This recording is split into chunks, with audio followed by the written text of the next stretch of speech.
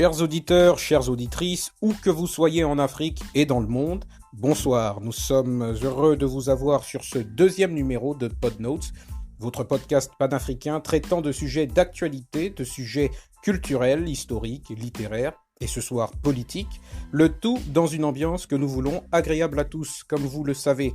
Alors cette émission est spéciale à plusieurs égards, essentiellement parce que nous n'aurons pas droit à notre rubrique dédiée aux compétences comportementales, comme dans le premier numéro, pour des raisons de temps.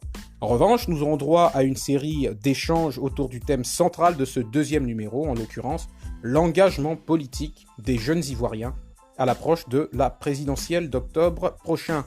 Mais avant ça, Boursier Chibinda nous livrera sa minute du numérique, une minute symbolique pour le coup, puisqu'il a beaucoup de choses à nous dire sur le podcast, ses origines et les perspectives intéressantes qu'il porte pour les médias en Afrique en tant que nouveau mode d'expression. Notre traditionnelle revue de presse viendra donc clore cette émission. Bon confort d'écoute, on se retrouve avec Boursier juste derrière le jingle pour la minute du numérique.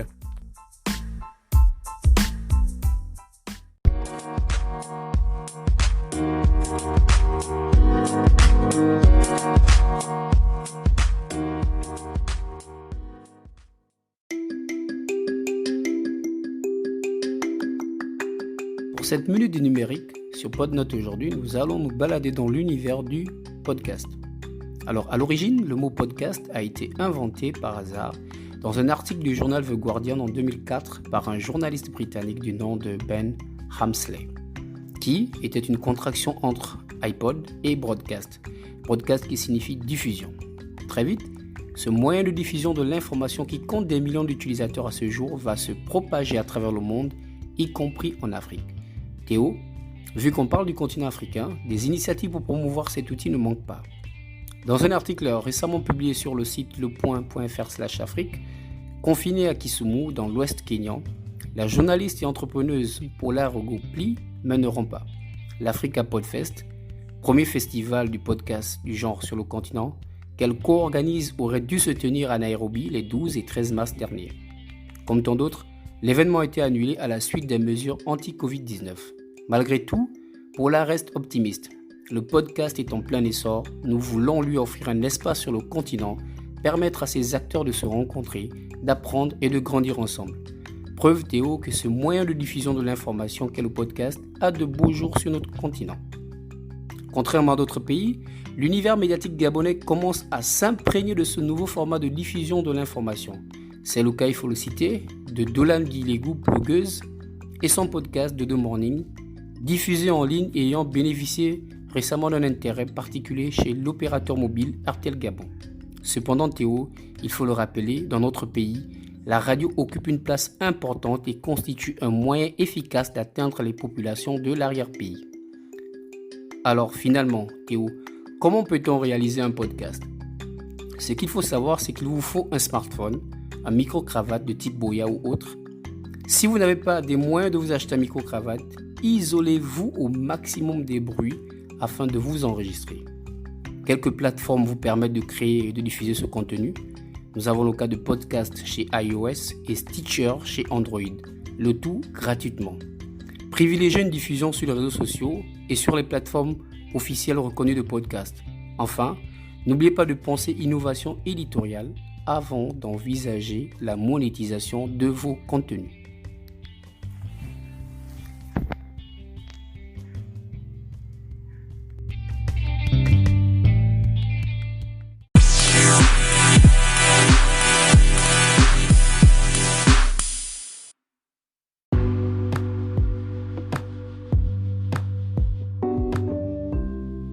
Tel qu'annoncé au sommaire de cette émission, nous allons parler de l'engagement politique des jeunes Ivoiriens dans la perspective de la prochaine présidentielle qui aura lieu, rappelons-le, au mois d'octobre de l'année en cours.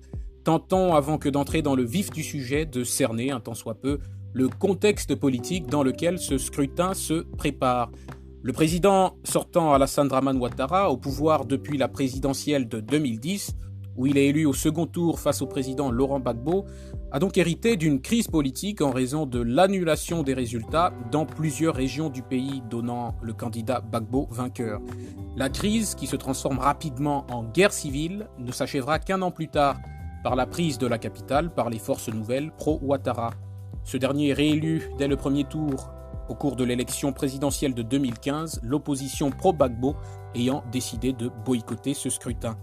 Entre-temps, un référendum constitutionnel intervient et instaure la Troisième République ivoirienne qui met en place un parlement bicaméral, un poste de vice-président et remet à zéro le compteur de la limite du nombre de mandats présidentiels, renouvelable une seule fois.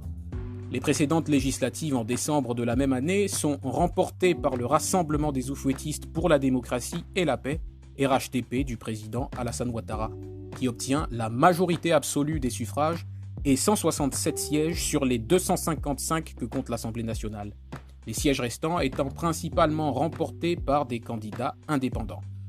Bien que légalement en mesure de se représenter après ses 2 premiers mandats de 5 ans, Alassane Ouattara affirme à plusieurs reprises son intention de ne pas briguer à nouveau la présidence, conditionnant toutefois ce retrait à la non-participation des anciens présidents que sont donc Laurent Gbagbo et Henri Konan Bédié, affirmant par ailleurs vouloir, par-dessus tout, transférer le pouvoir à une nouvelle génération. Le 5 mars dernier, il annonce aux parlementaires du Sénat et de l'Assemblée nationale réunis en congrès ne pas être candidat à sa réélection. Une décision par ailleurs vivement saluée dans le pays comme en dehors de ses frontières. 8 jours plus tard, il désigne Amadou Gon Coulibaly, candidat du parti au pouvoir pour la prochaine présidentielle. Un temps envisagé en raison de la crise sanitaire causée par la pandémie de Covid-19, l'idée d'un report de l'élection présidentielle est repoussée par Ouattara lors du Conseil des ministres du 8 avril, à l'occasion duquel le code électoral est adopté par ordonnance.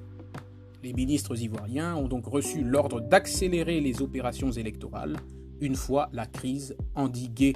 Le contexte est donc planté, la prochaine présidentielle ivoirienne approche à grands pas, avec sa cohorte d'enjeux délicats et parfois contradictoires. Mais dans ce contexte et à l'occasion de ce 2e numéro de Podnotes, nous allons nous intéresser aux enjeux de la participation des jeunes à ce processus. Quel engagement politique pour les jeunes Ivoiriens à l'approche de la présidentielle d'octobre prochain? C'est le thème du jour et pour en parler, nous allons tour à tour recevoir M. Chris Evan Kwaku Beti, responsable de GPS Story au sein du mouvement politique fondé par Guillaume Soro. Nous aurons ensuite comme invité M. Guy Mitterrand, secrétaire national chargé des élections et de l'identification au bureau exécutif national de la JPDCI urbaine, au sein donc du PDCI, parti fondé par Henri Konan Bédié. Enfin, nous recevons M. Maury Grandboutet, directeur exécutif de Edupol Initiative, une ONG dédiée au rehaussement de la conscience politique et citoyenne des jeunes Ivoiriens. Donc M. Grandboutet qui nous donnera donc la perspective de la jeunesse ivoirienne engagée au niveau de la société civile. Le premier invité juste après le jingle.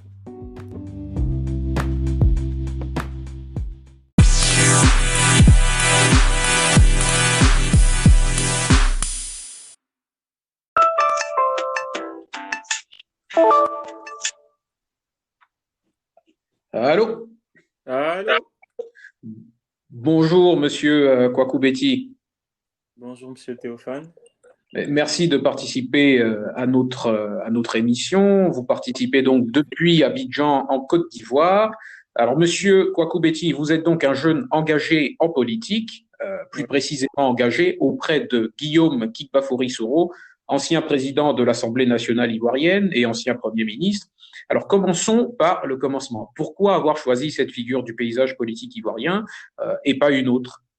D'abord, je tenais à te remercier, Théo, pour l'opportunité que tu me donnes de me prononcer sur certains sujets d'importance capitale.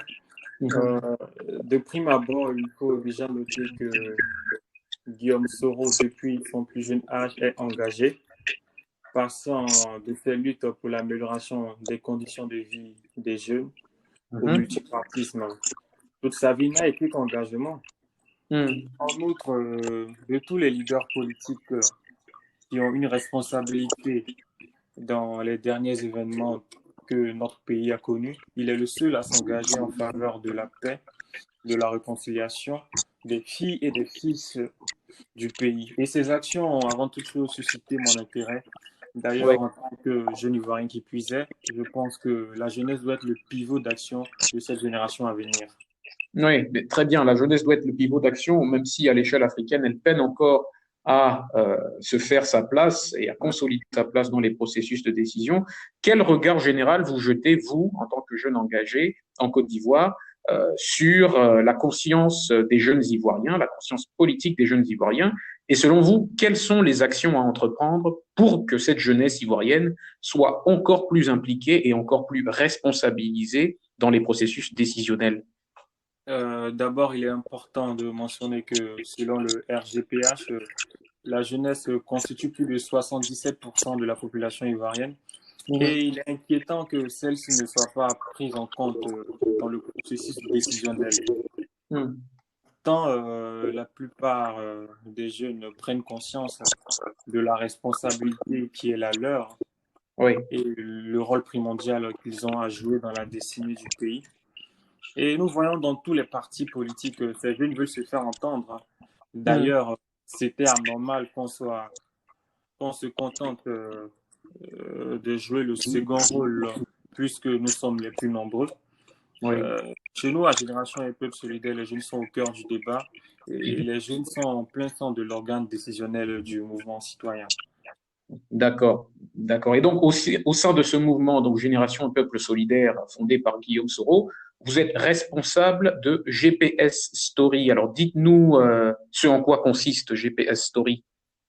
D'abord, GPS Story est un concept que nous avons voulu comme un creuset de réunion, de regroupement et d'interaction entre jeunes Ivoiriens, sans exclusion, je précise. Elle a pour objectif de réfléchir aux défis émergents liés à la gouvernance et à la rédaction de politiques publiques adaptées aux réalités de la jeunesse.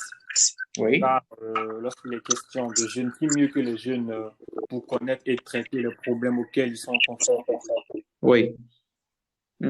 D'accord. Et donc, si je comprends bien, GPS Story, en fait, c'est une initiative pour promouvoir l'engagement quantitatif et qualitatif des jeunes, non seulement dans votre formation politique, mais aussi à les pousser à s'intéresser à la politique de manière générale. C'est bien ça?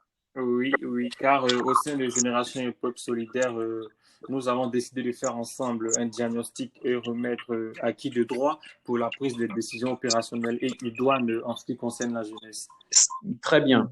Alors, votre pays est à quelques mois de la prochaine présidentielle, une échéance pour laquelle votre mentor politique avait donc annoncé sa candidature, mais on sait qu'entre-temps, il lui a été infligé une condamnation de 20 ans de prison ferme, assortie quand même d'une amende d'à peu près 3,4 milliards de francs CFA, ce qui est colossal.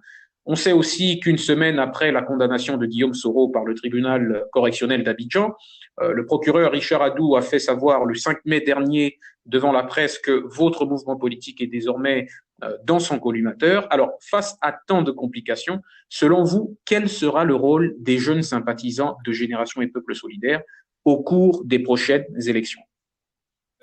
Bien qu'étant inquiet pour mon pays avec tout ce que nous voyons, à savoir une justice partisane et très injuste, l'utilisation de l'appareil judiciaire à des fins politiques par le pouvoir en place. Nous assistons aussi au bâillonnement de l'opposition. Tout cela fait peur. Cependant, en tant que jeune et en tant que futur de mon pays, nous avons le devoir de garder l'optimisme et espérer que les uns et les autres soient habilités par l'esprit de sagesse et laissons la justice faire son travail. La Cour africaine des droits de l'homme avait demandé de surseoir toutes les charges contre Guillaume Guiba-Fory Soro et ses collaborateurs, mais la justice ivoirienne est allée à l'encontre de cette décision. Donc, vous le voyez, monsieur. Oui, on sait donc que votre pays a décidé de se retirer de la convention qui donnait donc, qui accordait donc à l'Union africaine un minimum de compétences pour s'intéresser à ce genre de matière. Une dernière question pour vous. Comment voyez-vous les prochains mois dans votre pays à l'approche de l'élection, et alors que le pays vient donc d'être secoué par une attaque djihadiste meurtrière, chose qui n'était pas arrivée depuis 2016. Quant à cette question, nous nous inclinons devant la mémoire des soldats lâchement arrachés à l'affection de leurs proches par ces terroristes. Nous exhortons le gouvernement à prendre toutes les mesures pour garantir la sécurité du peuple ivoirien pour qu'on puisse avoir des élections apaisées en Côte d'Ivoire. D'accord. Écoutez, merci à vous. On sait que le ministre de la Défense, Ahmed Bakayoko, a annoncé que la Côte d'Ivoire réagirait donc à la mesure de l'attaque qui a été perpétrée. Merci à vous, Monsieur Kwaku Betty, d'avoir participé à cette émission et éventuellement à bientôt sur PodNotes. Merci.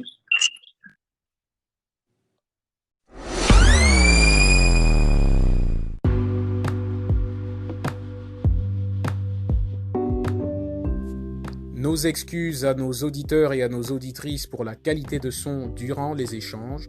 Vous l'aurez bien compris, nous sommes rattrapés par les limites de la technologie. En espérant que la qualité de connexion s'améliorera pour nos autres invités, nous vous invitons à rester connectés, à rester câblés sur ce deuxième numéro de PodNotes, le prochain invité après cette rapide transition.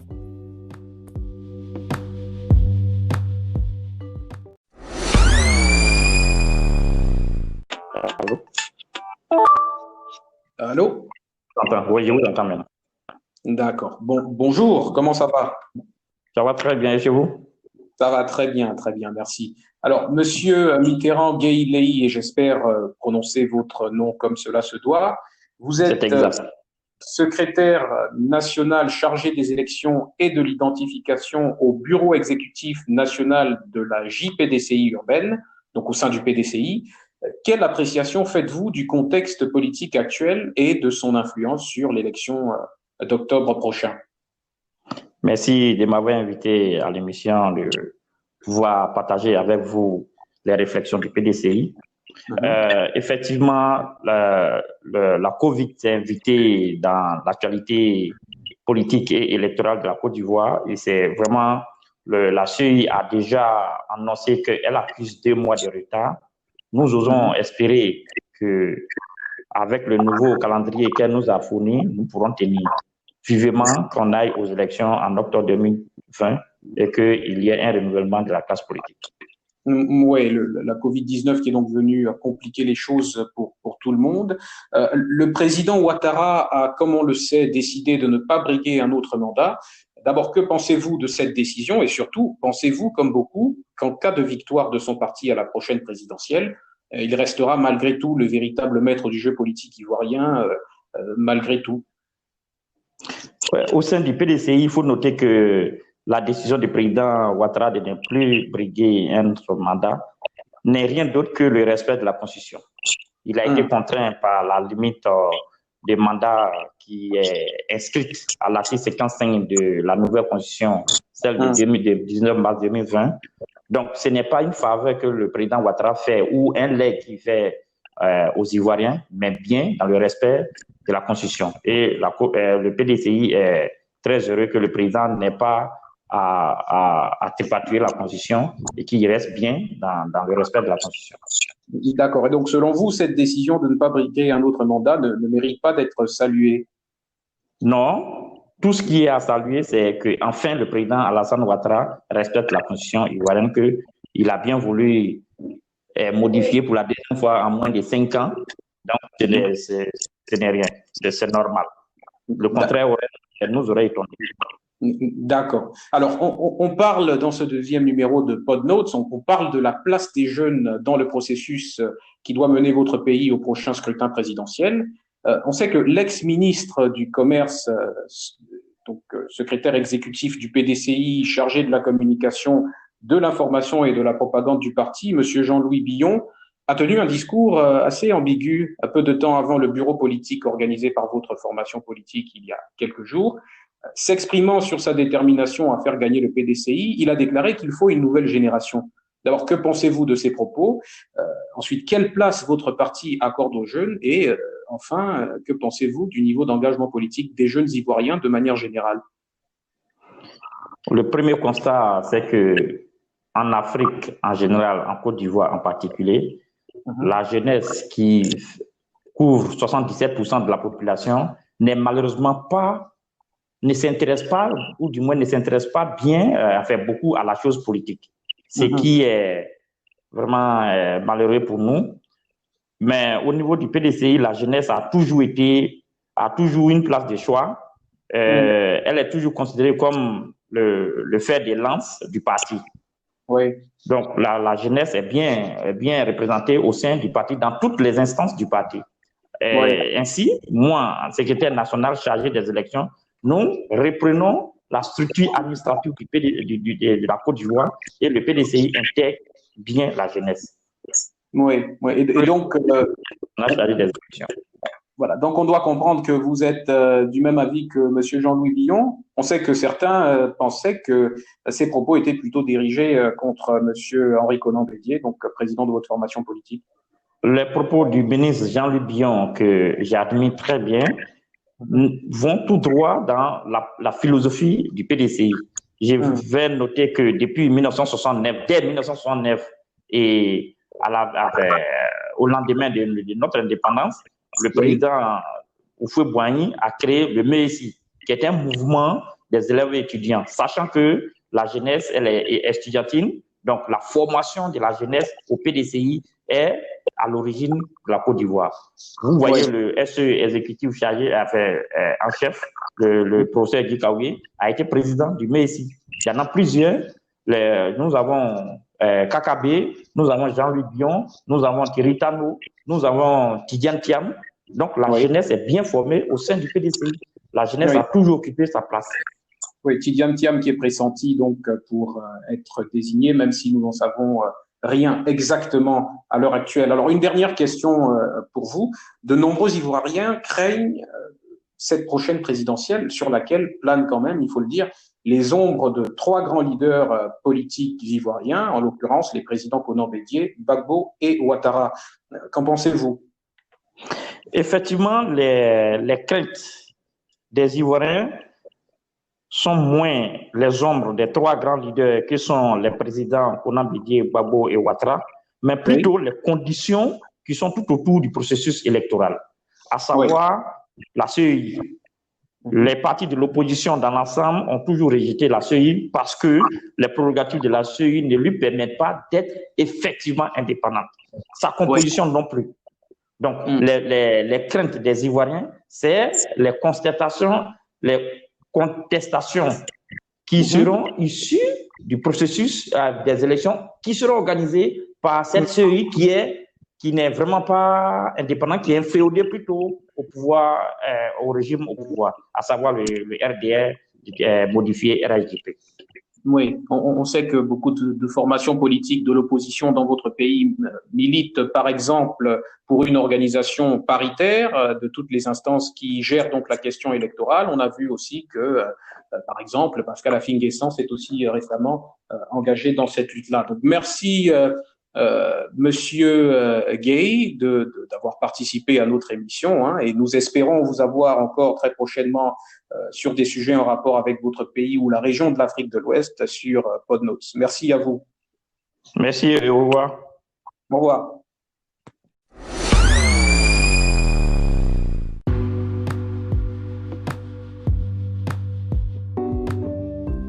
Nous venons donc d'avoir droit au point de vue de deux jeunes Ivoiriens engagés dans des formations politiques, en l'occurrence et pour le coup GPS de Guillaume Soro et le PDCI de l'ancien président ivoirien Henri Konan-Bédié. Nous allons donc nous intéresser au point de vue de la jeune société civile ivoirienne, un point de vue qui nous sera donné par Maury Grandboutet que nous recevons là encore après cette rapide transition.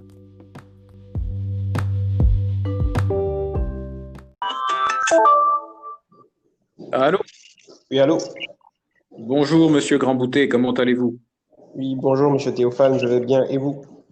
Ça va très bien, merci, il fait très beau à Libreville. Alors, monsieur Maury Grandboutet, bienvenue sur PodNotes. Vous participez donc depuis Abidjan, en Côte d'Ivoire, et vous êtes directeur exécutif de Edupol Initiative, une ONG qui fait donc dans le rehaussement de la conscience politique et citoyenne des jeunes en Côte d'Ivoire.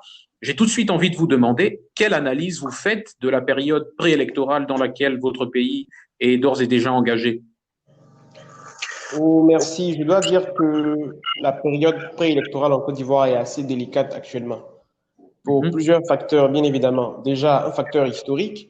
Il faut dire que la Côte d'Ivoire sort d'une crise et la situation de paix qu'il prévoit actuellement est décrite par les politologues comme une période de paix négative, c'est-à-dire une paix qui porte en elle-même les germes en fait d'une guerre qui pourrait venir la troubler.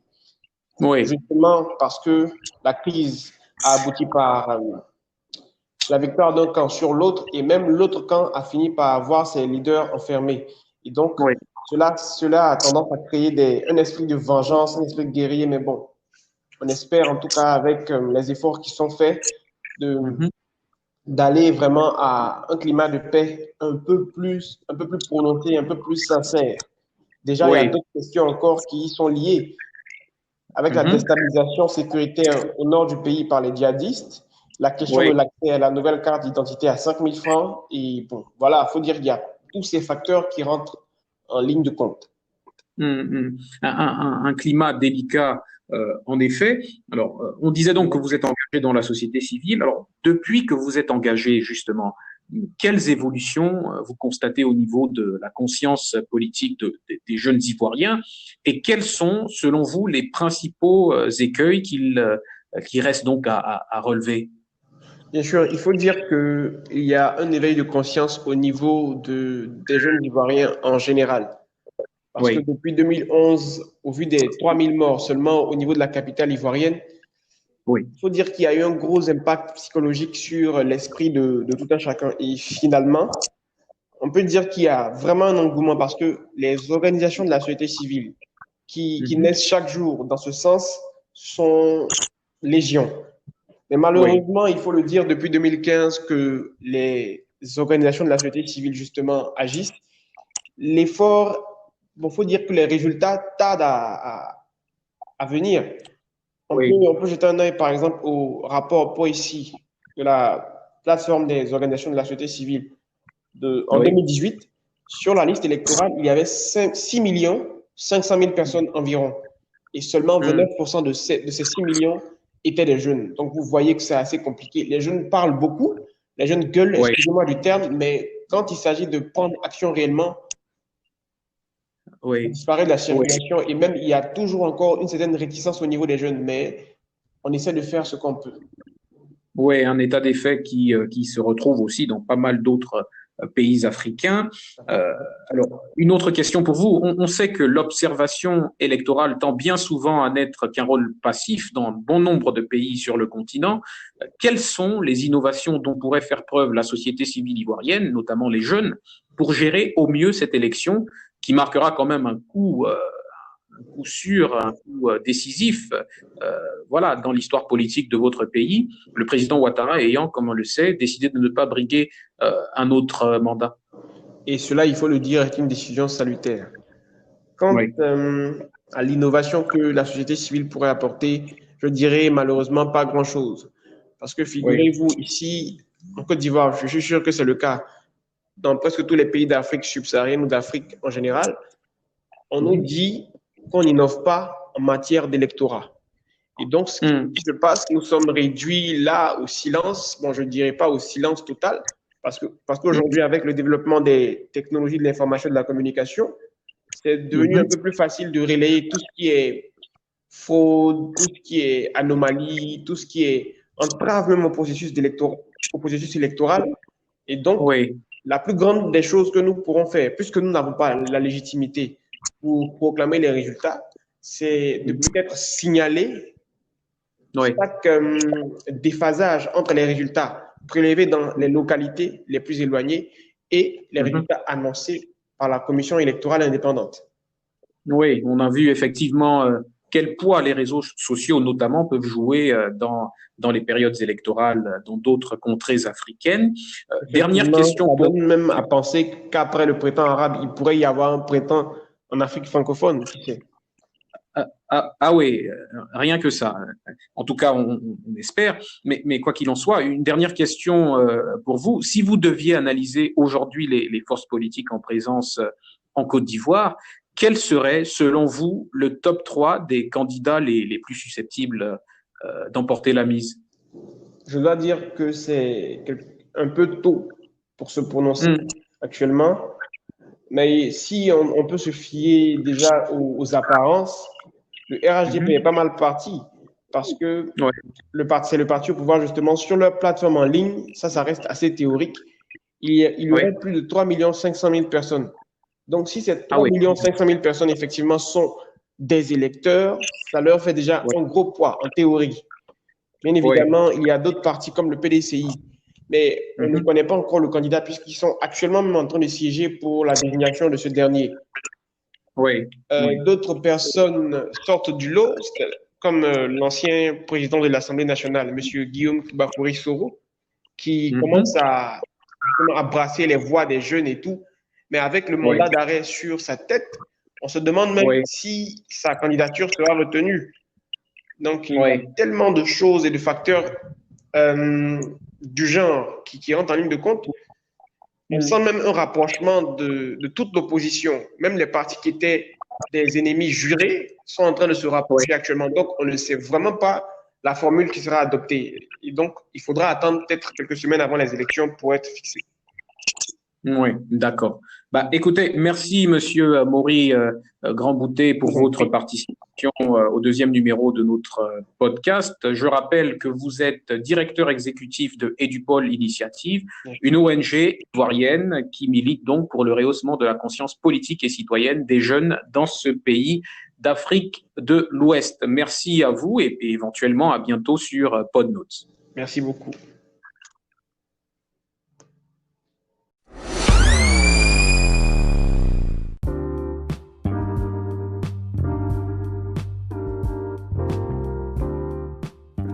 Chers auditeurs et chères auditrices, nous allons donc boucler cette petite série d'échanges sur l'engagement politique des jeunes Ivoiriens à l'approche de la présidentielle d'octobre 2020. Nous espérons que vous en avez appris un peu plus sur les enjeux politiques en cours dans ce grand pays d'Afrique de l'Ouest. Nous espérons par ailleurs, pourquoi pas, avoir un débat prochainement pour confronter les différents points de vue de jeunes Ivoiriens qui s'engagent et pourquoi pas pour traiter d'un sujet d'actualité dans un autre pays de notre beau continent. Nous nous retrouverons donc tout de suite après le jingle pour votre revue de presse.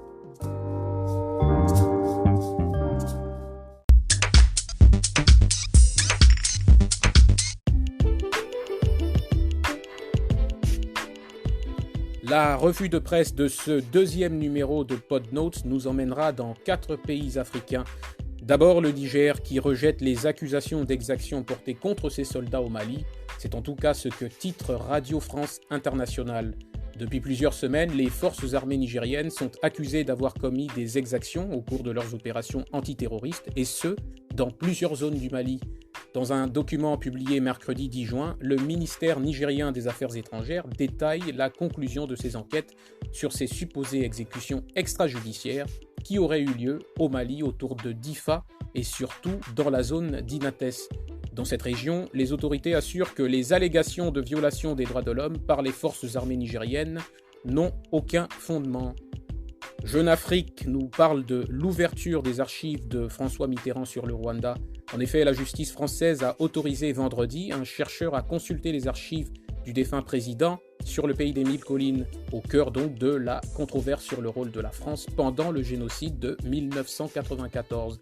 Il faut noter que cette décision clôt 5 années de procédure et constitue une très très bonne nouvelle. C'est en tout cas féliciter le chercheur François Graner, auteur de plusieurs livres sur la France au Rwanda et proche de l'association Survie engagée contre la France-Afrique. La progression du nouveau coronavirus en Afrique fait l'objet d'un article de Africa News ce samedi. Le média nous dit que l'Afrique a été jusqu'à présent moins touchée que les autres régions du monde par le virus. Cependant, l'Organisation mondiale de la santé invite à la prudence. En début de semaine, l'OMS a prévenu que la pandémie s'accélérait sur le continent. Le nombre de cas de personnes infectées a doublé en l'espace de 20 jours. Plus de 70% des décès sont enregistrés dans seulement 5 pays, à savoir l'Afrique du Sud, l'Algérie, le Nigeria, l'Égypte et le Soudan. Et puis le Gabon, où le COPIL préconise l'allègement de certaines restrictions, faisant le bilan de la riposte 3 mois après la confirmation du premier cas dans le pays, le comité de pilotage du plan de veille et de riposte contre l'épidémie à coronavirus a évoqué un éventuel allègement de certaines mesures de restriction. En matière de prévention, nous pouvons, avec les résultats actuels, penser de manière progressive à un allègement de certaines mesures de restriction, a déclaré le porte-parole du COPIL le 12 juin. C'est ce que titre donc Gabon Review. Nous vous remercions d'avoir suivi cette émission. Nous sommes donc arrivés au terme de ce deuxième numéro de PodNotes. Partagez-le, commentez-le, diffusez-le au maximum. Continuons ensemble de nous informer et de nous mobiliser autour des sujets qui comptent pour notre continent. Je vous dis à bientôt.